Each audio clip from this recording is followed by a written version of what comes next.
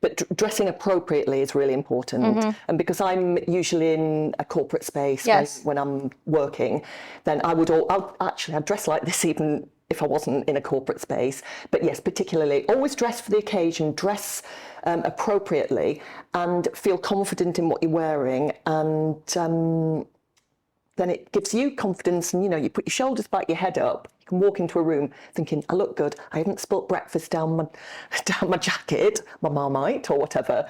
So yeah, clothing is really important for sending a message as well. A visual message means that you mean business, that you know yourself, that you respect other people. I agree. Clothing. It's all about symbolism and messages. Welcome to the LMF Network podcast. My name is Sonya Barlow, the host, CEO and founder. This podcast is all about building our careers and confidence with a mission to build the careers and confidence of 25,000 people by 2025 through mentoring, masterclasses, and meaningful connections. For us, this podcast is about sharing stories, highlighting incredible figures, learning about their career journeys, how they overcome failure, rejection, and imposter syndrome, what we can do to build our confidence, be our biggest cheerleaders, and really define as well as achieve our version of success. Welcome to the LMF Network podcast. My name is Sonya Barlow and today's guest is Jane. I'm going to let Jane introduce herself because honestly, she's doing the most and I would not be able to do her justice. So Jane, welcome to today's episode. Thank you. Thank you so much for being here. My pleasure. It's good to be in this gorgeous studio on this sofa. So lovely. And also your outfit is a whole vibe. I think I mentioned that to you before, but I love it. I think the colours absolutely pop, especially when the weather is slightly gloomy. It's rather grey. It's greyer than this sofa today, so absolutely. I'm lightening up the world a little bit, hopefully. So please give us a quick introduction for all of our audience members and then we'll kick off. I'm Jane Payton and I describe myself as an alcoholic drinks educator. I founded a business called the School of Booze, and so I specialise in beer, cider, wine, spirit, education events, broadcasting, advocacy, ambassadorship, consultancy, anything to do with alcoholic drinks, and increasingly in the non-alcoholic drink sphere, particularly with the non-alcoholic drinks that have an alcoholic equivalent. I recently judged at the world's first World Alcohol Free Awards, which was fascinating, and it's really a growing segment. I write books mostly about alcoholic drinks, but I recently published my first novel under a pen name, so it's very exciting. And that's not about alcoholic drinks, but there are plenty in there and a great pub as well. I love that. I mean, there's actually so much to talk about here. So we are going to hold off with the books because I want to know everything about your book journey, but we're going to kick off with the alcohol. Mm-hmm. What does non-alcoholic with an alcoholic equivalent mean? Well, beer, cider, wine, spirits can be made non-alcoholic now, and they're still known as that. So it'll be no alcohol beer, no alcohol cider. So people who did drink alcohol will drink those. If they've given up alcohol or if they're cutting down on their alcohol, they can drink those drinks that they would have drunk before in the non-alcoholic equivalent. Now, people who never drank alcohol at all, or maybe had been problem drinkers, probably wouldn't want to do that because they want to not have anything that resembles alcohol or is even named after an alcoholic drink. But it's a really growing segment of the drinks world, particularly with younger people. Now, that's really worrisome for brand owners who make alcoholic drinks, because if the upcoming markets are not drinking alcohol, what are they going to do? They're not going to the pub, they're socialising in different places. So we're on this real cusp now of a change of what was such a massive business previously to something that's now evolving. And why do you think the changes are? I mean, as someone who doesn't drink, I see that as a positive, because it feels like, therefore, I have an equitable starting point or equal starting point in spaces which naturally weren't created for me. So a really good example is a lot of workspaces revolve around a drinking culture, which is great for those who drink, but those of us who don't drink or don't want to drink or don't want to be in a pub or go home with a smell, whatever the reasons are, that means that often we're left out those spaces, and so we're left out of the opportunities, the networks, the decisions that are being made. So for me as a non-drinker, I'm looking at that being like, okay, but at least that gives me an option to be there. And maybe my work colleagues can therefore have an understanding of someone who doesn't drink alcohol. So I can see kind of the positive of it. Mm. But I also understand from a brand and marketing commercial standpoint, it may it may not be as profitable, but maybe it's more profitable. I think it's yet to be seen. It's Okay. definitely it's an evolving stage, and the market is growing, but the brands are looking for alternatives to alcohol for sure. It's exciting times. It's exciting, but how do you wake up one day and you're like, today I'm going to be the master of alcohol? Like, how does someone get into a space where they're an alcohol advocate? I mean, I know that's a silly question because I absolutely love to drink tea. Obviously, we've got tea here. And so a good example being whenever I go on holiday, I like to go tea tasting. And so I went to like this beautiful facilities in Mauritius and it excited me. But I think I just wouldn't know how to make that my full-time job. Okay. Well, my job didn't exist. I invented my own business. And Very cool. Thank you. I invented a business that was involved with something that I was very interested in. So I'm interested in alcoholic drinks, in the culture, the history, matching with food, and had been as an amateur, so as a teenager and as a woman in my 20s, loved going to the pub, loved socialising, found the role of alcohol in society really fascinating. And so there's almost an academic element to this, as well as a social and a business element as well. So I invented a business. I thought, well, I'd like to have a consultancy and an events business and something that really specialises in alcoholic drinks and pubs. And so I invented it. So what I needed to do, though, to have any credibility was to be certified in the drinks. So I'm certified through the Wine and Spirit Education Trust. I was the UK's first certified cider sommelier. I was the UK's first beer sommelier of the year. I've won an outstanding achievement or a lifetime achievement award for my work in beer through the British Parliament. They awarded me that. I instigated Britain's National Beer Day Britain, June the 15th. And this all came about because I had the credibility with having had the education. So the credibility through the education, and then social media gets your name around and you have a reputation then, and hopefully a good reputation, and just being out there and doing it. So my career has grown from nothing at all to quite a niche career that's very successful. So I've got so many questions. I think the first thing that comes to my mind when you say alcohol, when you say woman, and when you say first of many, am I right in therefore thinking that it's a very male-dominated space? And so how did you navigate yourself in a space which, when you think about alcohol and alcohol drinkers, unfortunately you have a lot of it is negative associations, right? I can't think of many positive associations of alcohol, drinking, culture, work. And you often do identify the male gender with kind of these items. It's very much the case. I do corporate events and most of my clients are based in the City of London, so it's banks, it's insurers, it's because they've got the money. They've got the money to spend on drinks. And most of the people who come to those events are men. It's mostly it is a male-dominated sector, alcohol and pubs as well, for sure. There weren't many women in what I was doing when I started. There are many more now because they've seen women like me and other women in successful or high-profile positions. So those are the women thought, I can do that. The women are doing this, I can do that as well. You always have to be better than anybody else. That's the case, and it's the case for women in every sphere of life. You have to be better than other people. And you have to have credentials. You have to have credentials and be better than other people in a way that men aren't expected to be. I navigated it by I'm very sociable and I talk to men the same way I talk to women. So I just treat men and women the same. And they could see that I was educated and I had my credentials and I had all my certifications.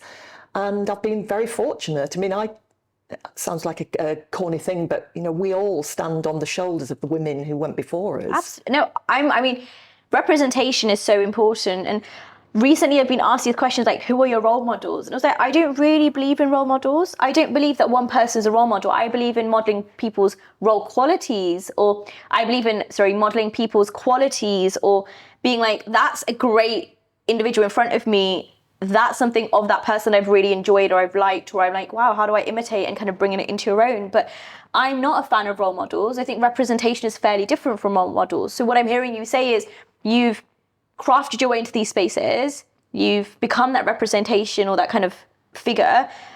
And I think if there is an event, corporate or kind of, otherwise, and you see a woman there, it makes you more comfortable, because you don't really, hopefully we're moving a lot towards like gender equality and kind of, parity in spaces. But I personally feel really uncomfortable if it's just me and a group of men in any situation. And I also feel unsafe. And then you add alcohol to the mix. And I think, well, I definitely don't want to be here because you all are wild, but not the kind of wild that I'm into.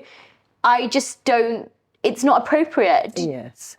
I'm sorry to interrupt you. No. I'm a confident person. I'm also usually a little bit older than the people that I'm with. And if it's all men, they can see that I'm a good people manager as well, and no nonsense. So I'm sociable and fun, but I can bring out the no nonsense I like side as that. well. So you set those boundaries, but you weren't always like that. I'm sure, I don't mean your personality wasn't always like that. I mean, the spaces that you were in, when you started off, you were the anomaly. Yes. So can you remember some challenging times or some moments which you maybe felt like, you know what, I don't want to do this anymore, and it's just not, when you go home and you're just like under a blanket and you're thinking, do you know what, I just want to quit. I'm good. I'd rather do nothing than do this. I've been really fortunate that hasn't been the case, but I've had really stupid comments, really stupid. You just have to laugh them off or give them a cheeky answer. Can you share some with us? This happens regularly, by the way. There's something about beer that men think that women don't know about beer, or they shouldn't be there in beer, and that beer is a male thing, which is really ironic because all the deities of beer are female. All the what, sorry? All the deities of beer. What does that mean? In pagan cultures, they all had deities for different things. So in wine, for instance, it's Bacchus and Dionysus, male. In beer, it's females, Ninkasi, Siduri, Ishtar Siduri, Deolatis. And beer, the original brewers of beer were women. So for thousands of years, women were the brewers of beer. I've never known that. Because beer is food, and it was made in the home. It's nutritious, it's full of soluble nutrition, but it's been marketed in this country in particular at men specifically for the last 50 years, I would say. But I've had comments saying, like, what do you know about beer? You're a woman. Or turning up with my male assistant, by the way, much younger than me, who'd been speaking with the client, and the client just addressing him. And then he said, can I introduce you to Jane? She's the host. And then him looking at me, the client, saying, oh, I thought you were somebody's mother. So just things like that. You just have to brush them off. Laugh them off. I mean, in that case, I said, a bit rich coming from you, Grandad. So he was I like that. I'm going to use that one. And how do you set your rates? So how did you know how to price yourself? Because you also said you started a business from an idea, which is great, and you're the first of many, and now you do this for a living. Again, I run a consultancy, and I think a lot of my rates are dependent on what people's budgets are and the time and effort that goes into it. But sometimes you undersell yourself. And yes. It's very rare that you oversell your rates. Yes. I go high, and then you can come down. If people want to negotiate you down, there's room to go down. I ask the client what their budget is, because then I can add more into what they want. I said, how much do you want to spend? What you've got in your budget? And then I'll look and see, and you go, well, it's fairly low. You can have this. If it's higher, you can have this. So it depends on the client and what the What's the ask is. Highest amount you've gotten for the lowest amount of work? I won't say any figures, but when I do my consultancy work, that's well paid, a day rate. And yes, so. It makes you what it needs to make you. Yes, definitely. And you're living a good life. And would you say you're fulfilled? I'm really fulfilled. I love my work, and I meet great people, and I get to travel. So I was recently in northern Spain, Asturias, talking at a cider conference. I've travelled so much around the world with my drinks knowledge as a keynote speaker or a consultant or whatever. So it's opened up so many opportunities for me. And people who drink alcohol have friends around the world by the fact that they have something in common. Now, you might say that about tea as well, and I'm sure it's true, but there's just something about alcohol. I describe it as a lingua franca, in that it's a universal language and it connects humans. Like football. Oh, football and alcohol. I went to Zambia. I used to be a school speaker for Oxfam, and I went to Zambia to see the work that Oxfam does in Zambia. And then I can come back, tell everybody about it. This is where your money's going. Please continue. It's making such a difference. That, you know, that was the reason for the trip. And we went to a pub, and I love footy as well. And went to the local bar, and there was some footy on, and it was English. It was the Premier League, and all the local Zambian, it was mostly men who were there, were drinking the local beer and drinking the footy, watching the footy. So I was drinking local beer and watching the footy, and we were friends. So we, you know, it wasn't, you know, beer didn't bring us together in that case, but it sort of sealed the deal. It was David Beckham that brought us together, and they all supported Man United and Liverpool and all the teams. And when they said, "And who's your team?" and I said, "Burnley," and they went, "Who? Oh, we don't know them. We don't know them." I said, "You just watch out, giant killers." So. But that's also a really good, a good way to actually start a conversation. Wherever I go in the world, I feel like the one thing that you can talk to anyone, be that, you know, cabbies to consultants to customers, is who's your football team? Yeah. So I'm not a massive football advocate, as in I love to watch football, but I'm still learning a lot about the game.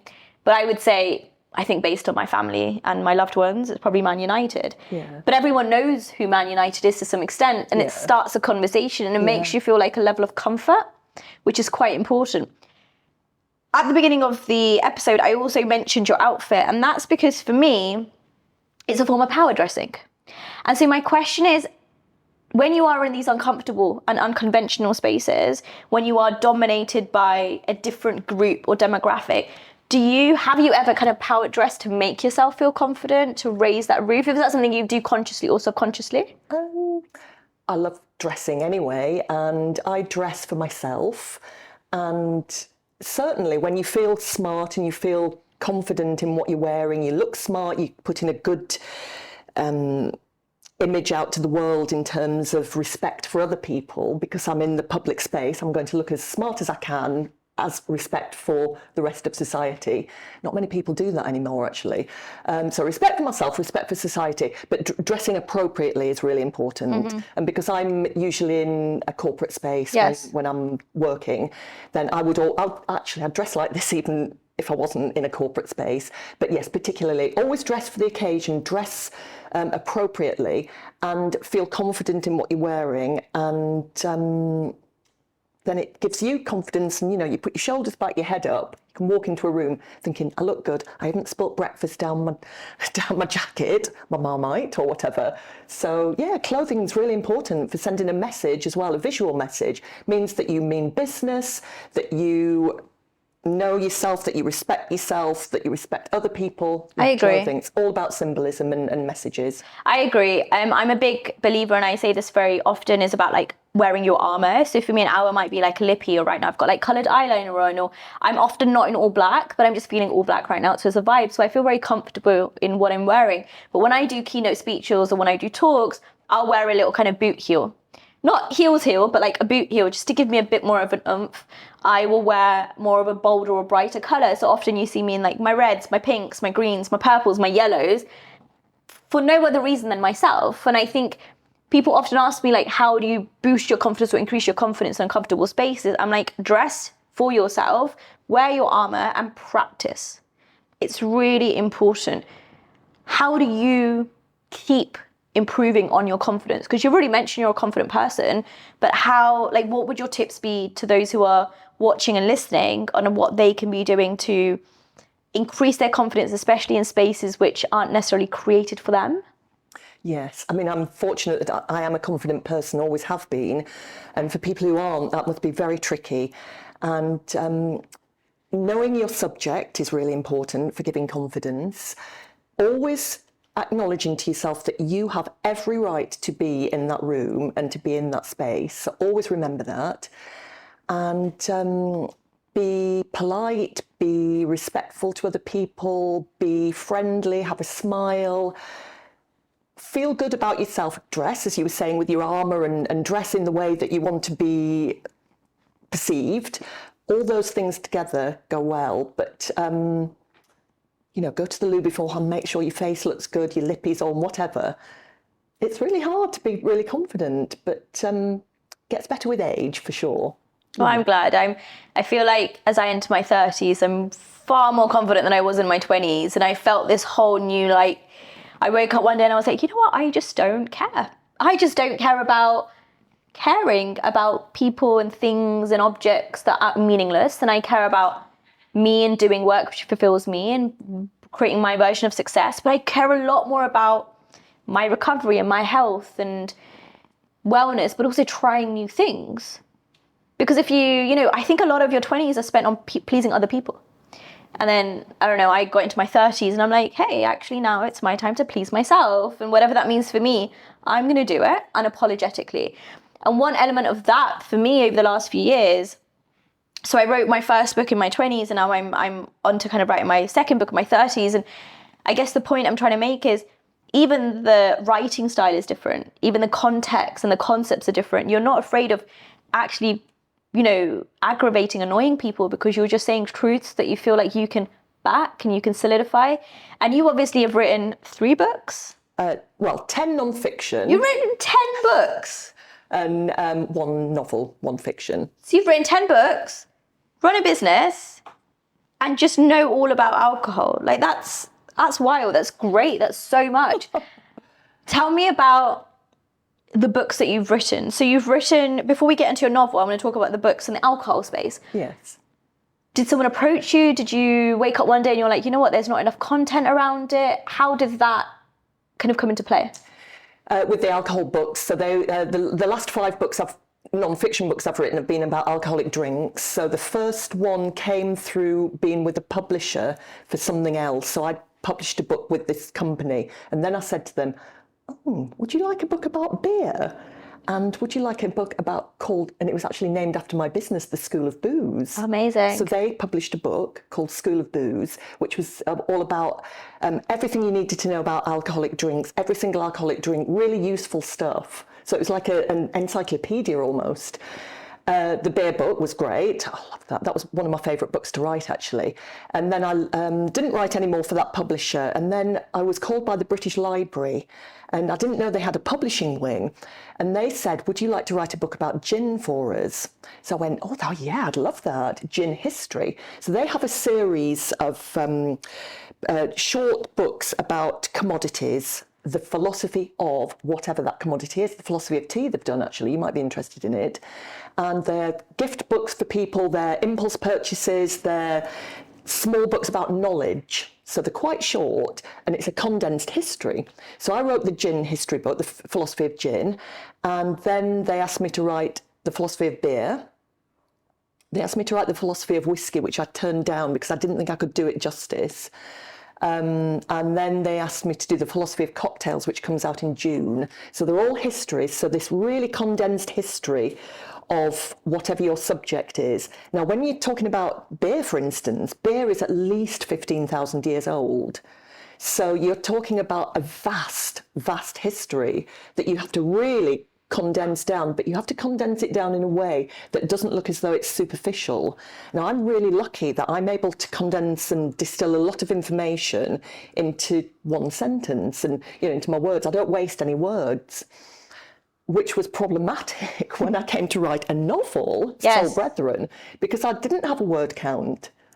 I wasn't given a word count by the publisher. It's like, just write it. So in my head, I'm still condensing everything. So it was a different way of writing, but it's really good discipline actually for writing if you write non-fiction, isn't it? Because if you've got a word count, your writing's better because you're not going to waste any words. You're going to really think about which is the best word. And the English language is so full. The lexicon is the biggest in the world. So you've got all these choices of the best words possible. I love that. I love that. One thing I've also heard you say is that you turned down a book. And I think that's a lot of honesty, so thank you firstly. But secondly, turning down a book means that you're turning down an opportunity for exposure and advertising and brand awareness. Mm-hmm. Did that not, in your mind, did you have to kind of play out the pros and cons of writing that book? Or was it an instant, you know what, it's not going to do me justice, I'm not going to do it justice? Because I would counter that to say, yes, you might not know everything, but by learning about it, by producing it, by putting it out there, that's creating a new market which you maybe weren't tapped into. There was certainly that, and I did think about that, and then I thought that... Sorry guys, can we pause for 1 second? These... was that I didn't know enough about whiskey to do it justice. And knowing what research goes into writing the previous books in that series, the philosophy of beer and the philosophy of gin, I know an awful lot about beer. With gin, I didn't know as much as I did about beer. That I already knew the subject inside out. Gin, I had to do a lot of research, and you need to know more than you're going to put in the book, because you need to edit it already in your head and think, what am I going to put in? Because you don't want to pad anything. You're reducing it down rather than padding it, because then the writing's not good if you're padding. Whiskey, I didn't know enough about the subject. It would have taken me forever to write about it. And also whiskey is quite a difficult subject, 'cause it's very nuanced and it's very... there's a lot of experts out there as well. But also, I didn't think that there was enough about the history of whiskey for me to do what I love to do with these books, which was take you on a really sort of journey that's going up and down like that, and very different. For me, whiskey was fairly one note in terms of its history, not in terms of its taste or the wonderfulness of it. It was the history, and these are history books, so those were the reasons. And do you remember that first moment of going into a bookstore, going to a shop and seeing your book there with your name on it? It was the most exciting thing that's ever happened to me. And seeing it in my hand, actually, for the first time, my first publisher, and they gave me a copy of it, and it was about to be published. And what had been in my head for 12 years, I hadn't been pitching it for 12 years. Well, I had, but not every day. I lived in America, and so I'd do it, every now and again when I came back to England. But seeing what had been in my head, and just as an idea, finally something in your hand, something tangible, that was really exciting.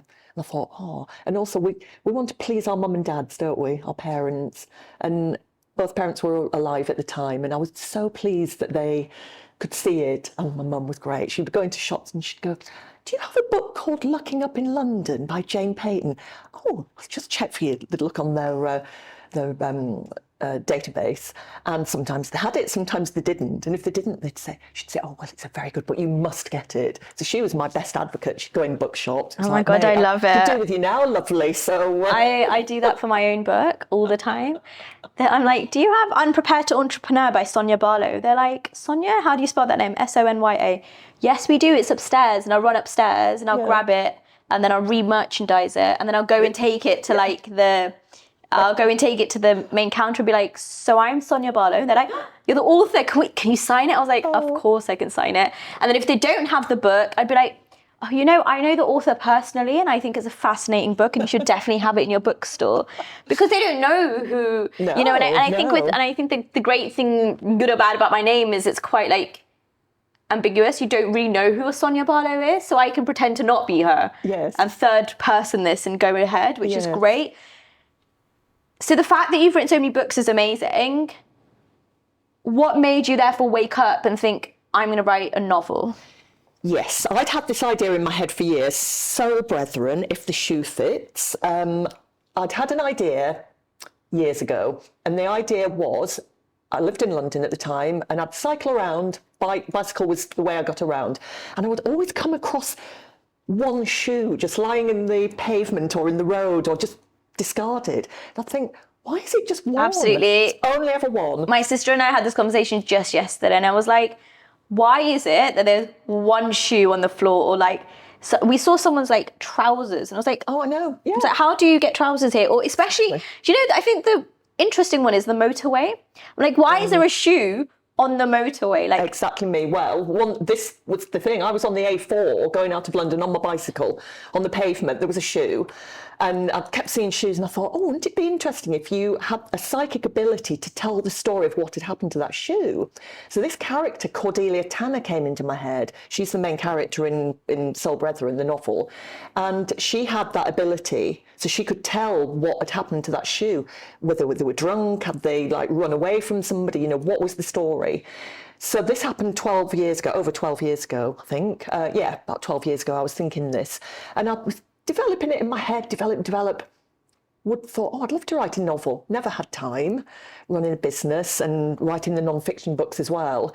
And then the pandemic came along, didn't it? And we were all locked in, and my business was corporate events, training people in public. Everything was, groups and in public. Couldn't do it. Did a bit on the internet, Zoom and things.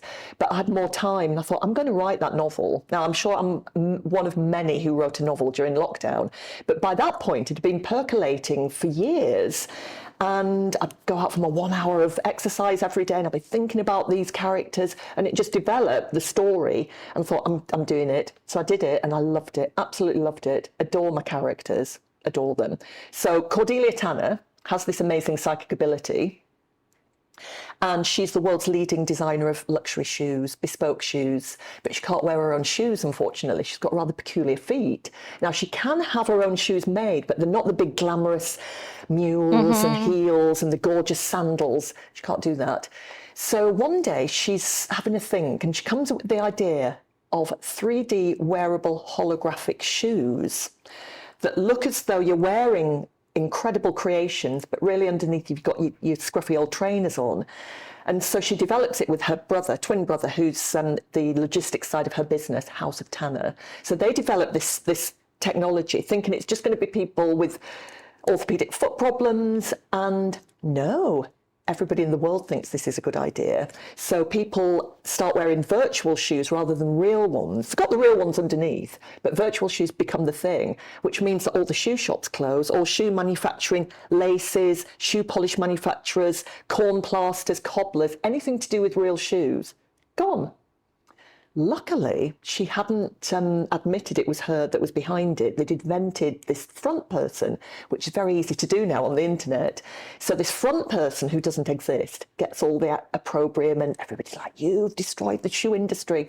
So there's a real tussle to get worldwide everybody wearing shoes again, real shoes. Now, she has this psychic ability, so she's able to escape quite often into her little psychic world, because she has a historic shoe collection. And one of the pairs of shoes that she owns, she's got a crush on the guy that had these shoes. But she can travel back in time just through psychic things by holding the possessions of somebody else. When I used to be a TV producer in non-fiction and lived in America, and I interviewed two men. One of them had run a secret CIA, Central Intelligence Agency. He'd run a program which was called remote viewing. It was called Operation Stargate, and they were using psychic warfare against the Soviet Union. So I interviewed him. It had been declassified, the program, so he could now talk about it. It was top secret. I spoke to him, and I spoke to interviewed one of his employees who was the top remote viewer. And they told me stories about these successes that they had through somebody sitting there, holding an envelope that they didn't know what was inside, and getting these psychic messages from what was inside the envelope, and then the CIA putting them into action and having real life successes. Yeah. It was unbelievable. So Cordelia, my character, she's got this incredible ability that people have. So I've sort of made it up. I've given her more, but she has this ability that some people have, this incredible psychic ability. So it's a magical realism romp. There's lots of love. I don't mean romance, but love between family and friends, and there's glamour and glitter and gorgeousness and beauty, art, family, empathy, food and drink, fun, it's very witty, and a real romp, a real good entertaining romp. And it's been really well reviewed. People love it. It's fascinating. I've actually started reading the book, so I'm really enjoying it. I always have a novel, like a fiction book that I read a month, and yours is definitely my book of the month, so thank you for that.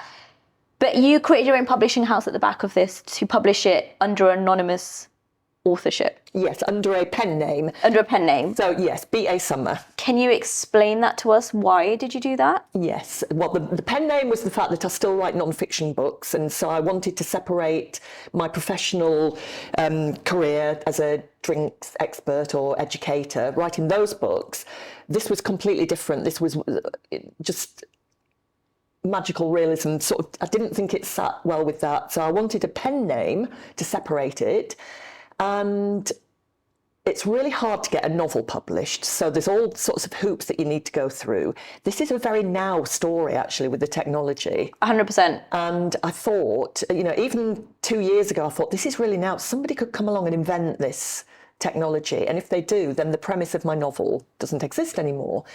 So I do know about the publishing business. So, you need an agent. They need to like what you're doing, think it has commercial imperative and got chances to find a readership. Then they've got to sell it to a publisher. Now, the publisher and the agent will probably want rewrites. They wouldn't want that cover necessarily. They may want to change the characters. They may want one character to maybe have more of a love life, and change it. And 2 reasons. I couldn't wait around for them to make the decision. 3 reasons, actually. I'm so used to doing everything and making my own decisions because I've run my own business for so long. And the third one was that I needed it out now because I couldn't wait. And now it's really so much easier for somebody who's self-publishing to start a limited business and to get the knowledge and the resources and the services that are necessary to bring a book to print. And so I've done that. I've started my own publishing imprint. Now, it's a lot of work, but I'm the one that's in charge. And if it fails or if it's successful, it's because of my efforts. Now, with traditional publishers, the existing ones, there's no guarantee that your book's going to sell anyway. And there's also no guarantee that you'll get any publicity for it. And so many books are published in Britain. I think it's 500 a week, I think, in Britain. So the chances of getting any publicity from your traditional publisher, because every day that they're at work, there's another book coming up behind them that they need to do some work on. So they can't devote much time. So the chances of you being successful with a traditional publisher are not guaranteed. So I thought, well, why don't I start my own publishing company? And then if I'm not successful, at least I've tried. If I am, then that's great. But I'm in charge of my own destiny. So that was the reason. I love that. Well, thank you for sharing. I mean, pleasure. It's all amazing. And so by the time this comes out, it will be June. And obviously, if you're watching and listening to afterwards, your other book would have already come out. Yeah. So what other cool opportunities are coming up that our audience members should know about? Yes, well, The Philosophy of Cocktails coming out June the 15th, which is also Beer Day Britain, the National Beer Day that I instigated. I didn't choose the publication date, by the way. I invented a cocktail for the cocktail book called the Cheeky, because it's with Brighton Gin. Brighton Gin is amazing. Actually, Kathy Caton, who started Brighton Gin, she'd be a good person to speak to. Amazing. Great gin as well. What other opportunities? Well, hopefully that'll be on the bestseller list and people will want to buy it.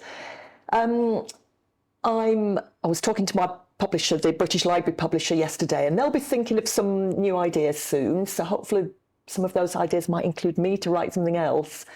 And I'm writing a sequel to this as well. It's going to be a trilogy. So there's a lot of writing ahead of me. But hopefully people like what I write and enjoy it. And hopefully some TV or film producer will come along and think, this is a really good, very, very filmic. Well, you've got to put it out there. If you don't put it out there, plans. absolutely. And I'm a big believer that if you don't put it out there, if you don't tell people, then it doesn't come into life. I mean, I want my own talk show. What better way than to have my own talk show, right? Absolutely. Rather than waiting for people. And so what I've really heard from your conversation is you're not afraid to do things in spaces which aren't necessarily created for you. You have the confidence because you have this inner self-belief. You've taken really life by your own hands to say, look, I'm going to have the independence, I'm going to have the control, and I'm going to create my version of the future. You've clearly used your transferable skills, be that learning about alcohol to writing books, to writing novels, but also you have quite an upbeat, positive, optimistic attitude of if it works, if it doesn't work, doesn't matter, at least I've given myself my best shot. So for all of our listeners, our watchers, our audience members, and this is our final question, what is that key piece of advice that you would like to tell the younger version of you or the younger version of anyone that's kind of a part of this beautiful network when it comes to taking life by the reins? Mm-hmm. I said it earlier, actually, and it was that phrase about always believing that you have every right to be in that room and that your voice is relevant and to be heard. And another really important one that I don't think people use this enough or think of this enough, particularly in business. Just be nice, be friendly, be upbeat, be a person that somebody wants to interact with and wants to do business with, and always say thank you. And, be positive, just be positive about everything. And now, because of social media, it is easier to get out there and to get known and to do things. But self-belief is very important as well. And you can't do that. You aren't born with self-belief, I don't think. And it's easier for some people to have self-belief. But for women in particular, it's to ask a mentor. I mean, I mentor a lot of students, actually. And so always ask another woman. If you see a woman who's successful, that woman has probably been helped by another woman. So always ask a successful woman, what should I be doing? How can I do that? And I never, ever say no to students or to young women or men, actually. I get a lot of men saying, I'd love to do what you do. How do I do it? So just be open and be generous. Be generous with people, because then life's so much better when people are generous and happy and giving. And Jane, if anybody, and I'm sure so many people do want to get in touch with you after this, what is your email address or your Twitter handle?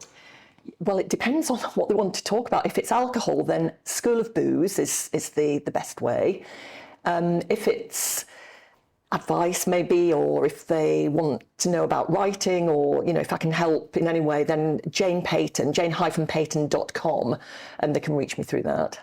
Well, Jane, thank you so much for your time. I know I've personally learned so much, and I hope that you've enjoyed our discussion. I have. It's been great. Thank you for inviting me on. You can learn more about the podcast, get involved and listen via our website, www.lmfnetwork.com. You can follow us across all socials at LMF Network. Remember to like, subscribe, share and tell a friend. Get involved and drop us your comments or questions so that we can make sure that it's really adding value to your lives.